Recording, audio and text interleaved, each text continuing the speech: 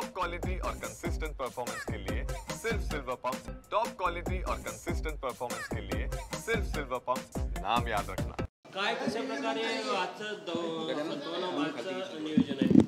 आज सद्भावना यात्रा आहे आणि आता 9:15 वाजता आम्ही दीक्षाभूमीला तिथे दर्शन घेऊ. त्याच्यानंतर ताजबागच्या बाबा ताजुद्दीन नवले यांच्या इथे जाऊन दर्शन घेऊ. गणेश टेकडी मंदिरचं दर्शन झाल्यानंतर शिवाजी पुतळ्याला माल्यार्पण करून ही शांती सद्भावना यात्रा रजवाडा पॅलेस इथे त्याचं समापन आहे.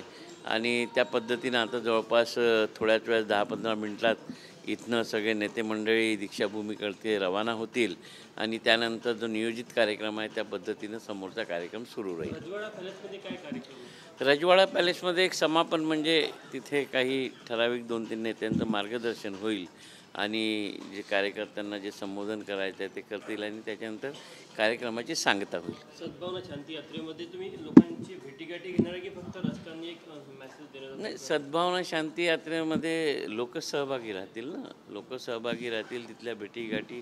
आणि ऑलरेडी आम्ही त्या भागात भेटीगाठी घेतलेल्या आहे आणि हा असा कुठल्या याचा भाग नाही, पण एक सद्भावना राहावी.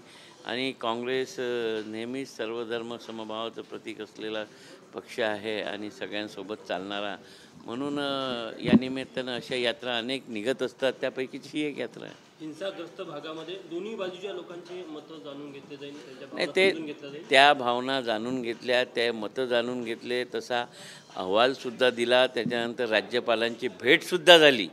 तो एक भाग वेगळा होता, परंतु एक पक्षांतर्गत जे आमचे कार्यक्रम असतात त्या कार्यक्रमाअंतर्गत हा एक कार्यक्रम आहे आणि म्हणून त्या भागात आज ही पदयात्रा आहे. कोण स्थानिक नेते या सद्भावना यात्रेत? मला वाटते सगळ्याच स्थानिक नेत्यांना प्रदेश काँग्रेस कमिटीने पाचारण केलेलं आहे.